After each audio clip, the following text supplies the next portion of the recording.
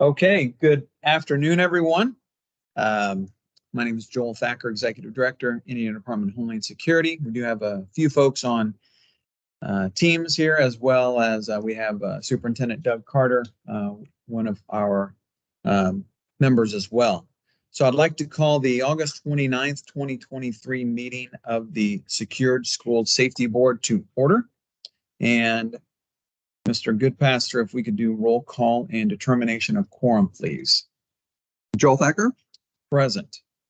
Stephen Balco. Present. Eric Bolin. Present. Doug Carter. Present. Philip Gordon. Present. Devin McDonald. All present, and we do have a quorum. And just real quick before the director goes on, we are on with the teams. This is kind of our first time doing this. So we right now are using the microphone that is on my computer where the director and myself are. So for those of you if you speak, if you would try to speak up a little bit, and if there's anyone out there, you can try to type into the chat and I'll try to catch any of those messages as well. Thank you. Thank you, Rusty. Next item on the agenda is the approval of the May 17th, 2023 meeting minutes. I know those were sent out earlier, and if there are no questions, I would entertain a motion to approve. So Okay, we have a motion by Devin McDonald, second. Second. Second by Stephen Balco. Any further questions or corrections? Hearing none, we will do roll call vote, please. Rusty. Joel Thacker. Aye. Stephen Balco. Eric Bolin. Aye. Doug Carter. Aye. Philip Gordon. Aye. Devin McDonald. Aye. Passes. Okay, great. Next item on the agenda is update on requests for advance from the Common School Fund. Mr. Goodpaster. Yes, we have three different items that came through on the Common School Fund. One is one that I talked with legal and didn't really feel that it was necessary to bring it to the board ahead of time. We had an individual that is a college student that applied to the Common School Fund for an advance to pay off his school loans.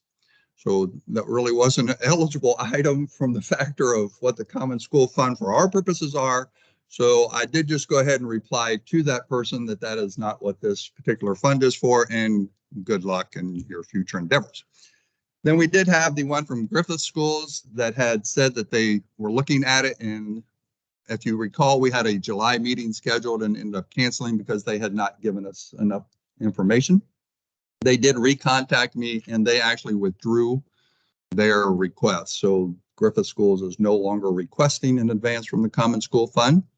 However, Richmond Schools did send in a request for an advance from the Common School Fund, but they are similar to what Griffith was. They have not supplied enough information to bring to you at this time. They're getting quotes on the projects and trying to decide exactly what projects they're wanting the different monies to be spent on.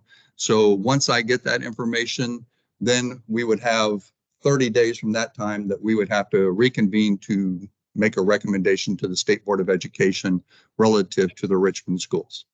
So those are the three items relative to the advance in the Common School Fund. Okay, so no action to take right now.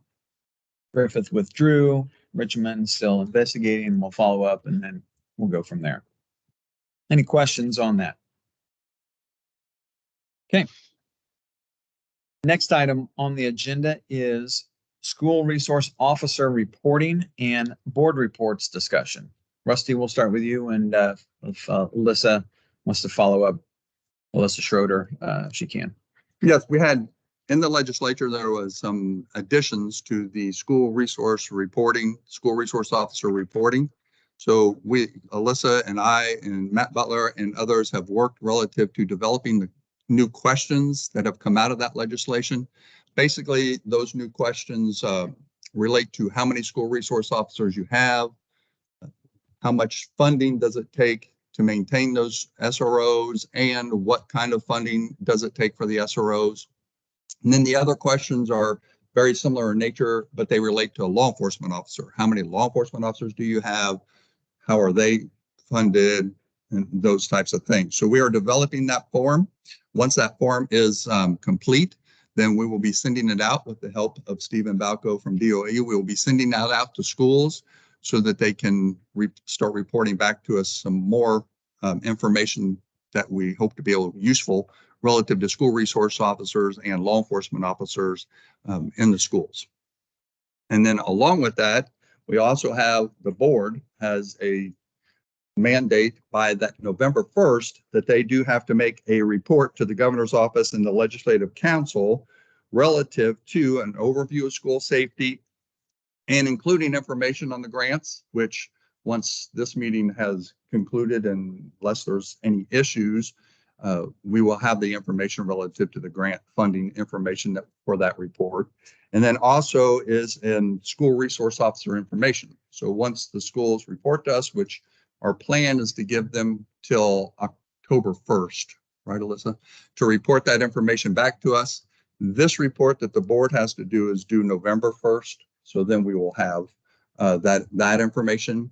And we will work again with Stephen Balco on what that report will contain so that we can get that. So we will meet sometime in October, depending on how things fly out, but we will meet sometime in October because this is your report. So we do want to meet and have you approve what we're actually recommending for the report prior. So I am hoping that, back to the common school fund issue, that Richmond supplies us their information within that 30-day frame that we need to have the meeting on this report, so we can just have the one meeting and tackle both of those issues. But so those are the things. Alyssa, did I leave out anything really? All right, thank you very much. So that's my report, sir. And so just confirming, so the SRO reporting requirements, have that been sent out to the schools? Not yet. Okay. Mike Beam is still developing the smart sheet, probably as we speak, with the new questions that are necessary that came out of the legislative session this time. And we're going to want that information back by October 1st Correct. of this year. We can be open to the data. If this report is due November 1st, we need the data from SRO reporting prior to November 1st. Just trying to build it up, but definitely can play around with that date. Okay. No, I just wanted to make sure that I was hearing that right and understanding what that due date was. So that'll be good. And so you're working with Matt Butler, the governor's office, on that. Is that questionnaire complete, or is there still some room for some information to obtain?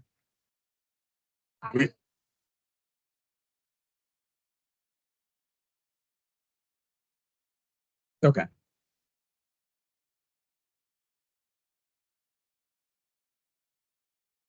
Okay. Very good. Any questions about the SRO reporting or our board report that's due later this year? Okay. Thanks, Rusty and Alyssa. Next item on the agenda is the Secured School Safety Grant funding recommendations. And Ada, did we get that sent to Superintendent Carter? Okay. Superintendent Carter, let us know if you received that. That way you just have the information as we discuss it here. Yes, I'm good. Okay, great. All right, Rusty. Okay, so the information in the spreadsheet that was supplied to you, you'll see the top part is what I'm going to talk about. That'll be the actual recommendations in its full that we're looking at. We also did break it down, or grants staff did break it down by the priority 1 and the priority 2 funding as well, as you can look at that. So first off, I want to thank the grant staff, Kim and Ada and all the staff. They did wonderful work. We had a record number of applications, and thanks to their hard work and dedication, they were all were able to be reviewed and processed, and we did not really have to delay. We're still on target to send out the letters to the schools on September 1st after the meeting today. So they really had to do a lot of hard work in order to meet that timing deadline. So that was much appreciated. So as it goes through, we'll see that historically, with the SROs being the most that there were, with the SROs and law enforcement officers, there were 302 applications, and with a $19,425,000 $611.83 that were requested. And these, remember, these are eligible items as it goes through. Then under the site vulnerability assessment, and if you remember, we did change the language from threat assessment to site vulnerability assessment. We did have 7 requests at a total of $20,962.82. Then we did have some additional categories here under the equipment, technology, hardware, and materials. So we ended up with 218 applications there for $8,325,667.02. Training expenditures, we had 21 requests at a total of $160,820.29. And then firearms training for staff, teachers and staff, we had 7 requests at a total of $101,979. Then for the student parent support services plan, which on your sheet is the SPSSP, we did have requests of 31 of those for $1,150,253.41. Then under the AEWS, which is the active event warning system, remember, this is the one where there is no match required. If they are willing to work with their sheriff and work on that process, then it is a no match. So that is, we had 6 applications there for $100,737.50. We did have for bullying prevention, which was new to us this year, 2 applications at a total of $17,000. And then under design and construction, which was also new this year, we had 11 applications at $521,771.80. And then another new category was the post-school shooting counseling services, but we did have no request at that time.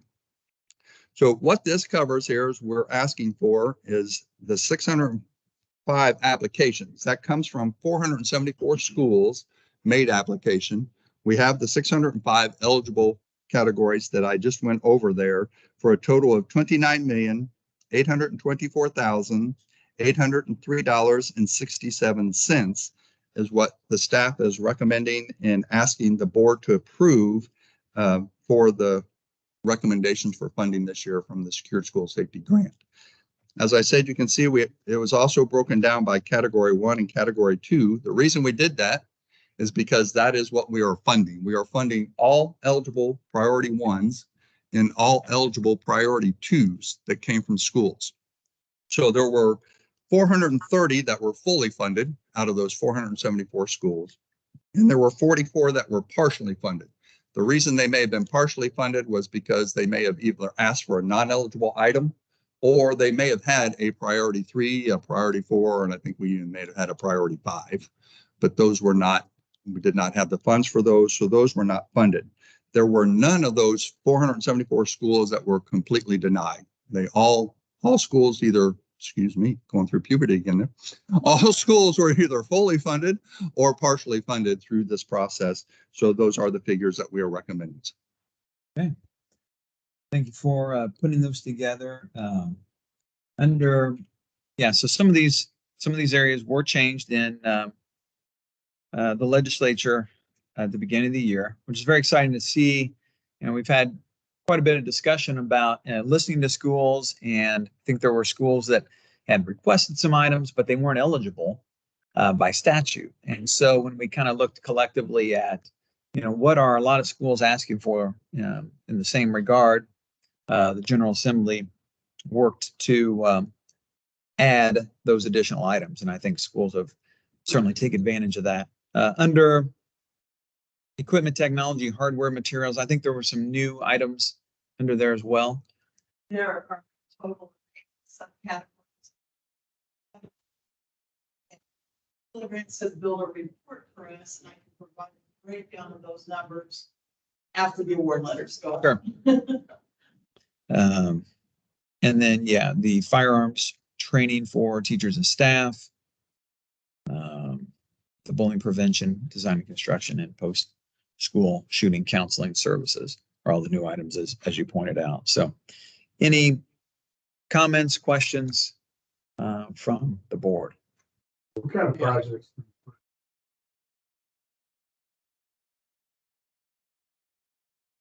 We want to talk about some of the changes there, Ada. Most of them are building new vegetables for more secure entrance. And then there's one that I requested funding for fencing around. And those of you online, if you did not hear Philip's question, he was asking about the design and construction projects. Yeah, and I think that had been limited maybe to exterior in the past, and now maybe more opportunities for review of interior components within the building that they could apply for there, Philip. Superintendent Carter, I think maybe you had a question. Yeah, Joel, I did. It had come to my attention that there was a possibility that we had a request for funding from the Monroe County School Corporation and their SROs that they will not allow to carry a sidearm.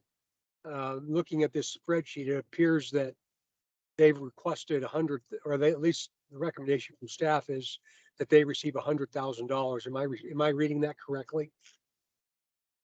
Yes, that is correct. What is the amount? 80,000. 80,000 for SROs and 20,000 for equipment. Okay. Was there any confirmation? Let me back up. I did put a call into the school to the school superintendent. Actually, I called him twice and he's yet to call me back. So if we can actually confirm that they are unarmed, they will not get my vote today. Okay. Again, Certainly. I don't know how the rest of the board feels about that. But I think there would be a consensus that the purpose of an SRO, ultimate purpose of an SRO is to protect our kids. Kind of hard to do that when you are not allowed to be armed. Yes, yeah, and you and I had conversation about that. I do appreciate you checking in, or attempting to check in with the school district down there. I think we can continue to try to follow up as well and get some more information on that. But I echo your sentiments there. Does staff have any idea if that's actually true or not based on the application? No, the application superintendent would not make them tell us if they are armed or not. It talks about they would have to show that they have had the training for the SROs and that they are certified law enforcement officers and have attended the law enforcement academy training that is necessary and the SRO training that is necessary. But it would not indicate that they would have to be armed. Okay, I would encourage that the motion include that very issue when the motion is made. I know there's some more discussion. Mm-hmm.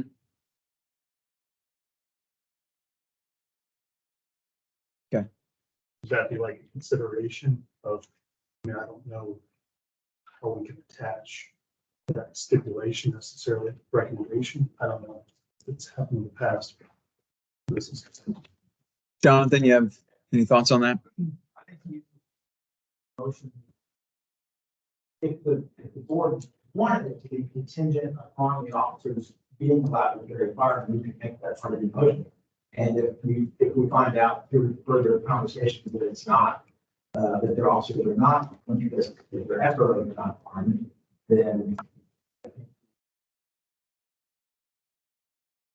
I couldn't hear that, Joel. What was that?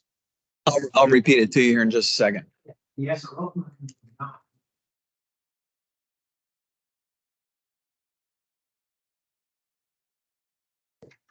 And if we find out that they are allowed to be armed, then I think pursuant to what Superintendent Carter said, then they would do that. I think you could make the motion contingent on information. It's so maybe that. Would that be something that we would have for all applicants of that? I think it would be really There might be. That are the same. Oh, right. Correct. I had questions. I think we should pursue SROs, law enforcement officers generally. Yeah, and this is something that just came up really in the last couple of weeks, and You know, as the superintendent and I talked about, I think there's concern certainly on his part and mine. And, you know, looking at, you know, the funding for that. So Superintendent Carter, so what Jonathan had shared was that a motion could be made that contingent upon SRO officers being armed, funding would move forward, and then we could continue to investigate this particular item and see, you know, are there other programs that have SROs that are not armed? I would make that motion. Okay. We have a motion. Approval contingent on funding for SROs that they are armed in their duty as a school resource officer. Do I have a second? I'll second it. For discussion. Okay, we have a second. Yes. Go ahead. Okay, with that, though, I know we spoke about this at quite some time previously. Is there anything in the definition in the code that would prevent that from happening? So for instance, is there anything in the code that says an SRO has to be armed? Is there anything in the code That would be my only concern, too. I'm trying to pull something up here, but I don't remember, because I don't remember what the definition was or I wouldn't want to is. stipulate into something that it's not expressly provided Mhm. or potentially be in conflict or how would SRO are, but for somehow, you know, preventing the school district from, you know, having access to these funds and providing that staffing that certainly provides that school safety purpose and satisfies that. Certainly having firearms is an important piece of that. I think we all can just assume that it's there, but I don't know if there's any code that necessarily conflict with that or not. Yeah, Superintendent Carter, the question from Devin McDonald is, does code require a school resource officer to carry a firearm? I think the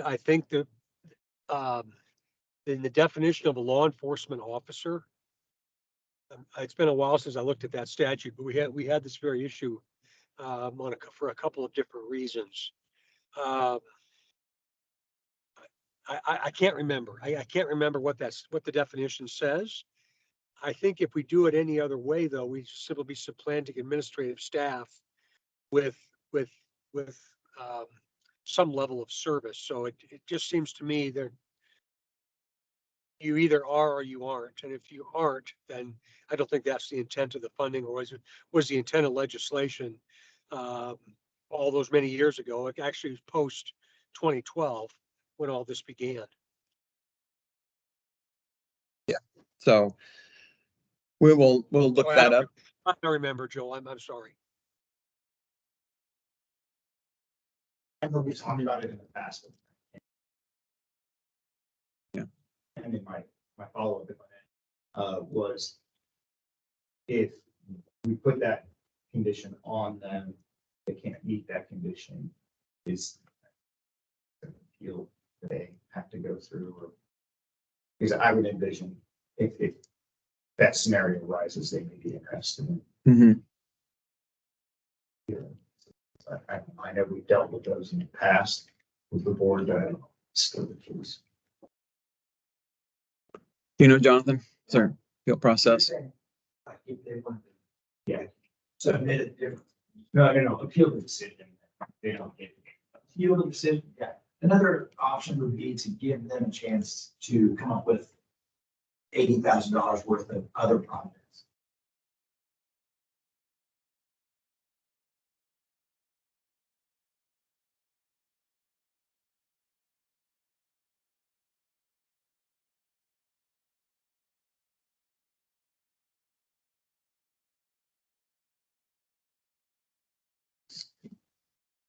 Thank you.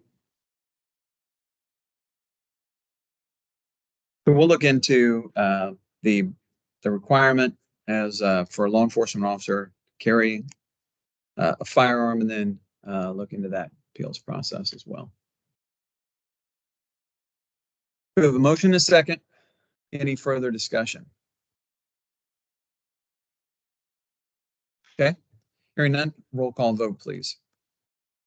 Joel Thacker, Aye.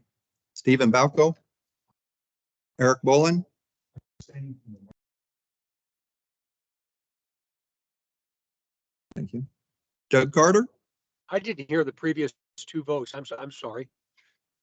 They were all ayes. Eric Bolin abstained from his school application, but he voted aye. Oh, yeah, okay, okay, aye. Philip Gordon, Yes. and Devin McDonald. Yes. Motion passes. And next item on the agenda is comments and closing remarks. I just have to say a huge thank you to our grants team, first and foremost. This was changed in legislation. And so, we got that information, end of April, 1st of May, and continue to look through that and refine that, and then to make the changes in order to get this out in time is just a tremendous amount of work. We thought it might have to be delayed a month because of the changes, but our grants team was able to keep things on track.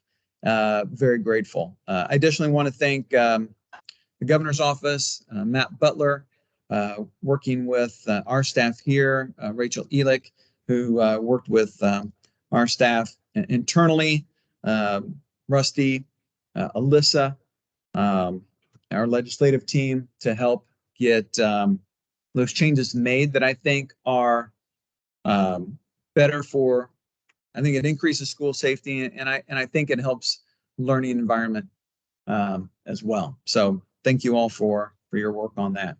Any further comments, remarks from the board? Okay, hearing none, look for a motion to adjourn. motion. Okay, motion, second. All those in favor? Actually, roll call vote. Who seconded? Sorry. Okay, thanks. Joel Thacker, Aye. Stephen Balco, Eric Bolin, Aye. Doug Carter, Aye. Philip Gordon, Aye. Devin McDonald. Motion passes. Thank you all very much. We're adjourned.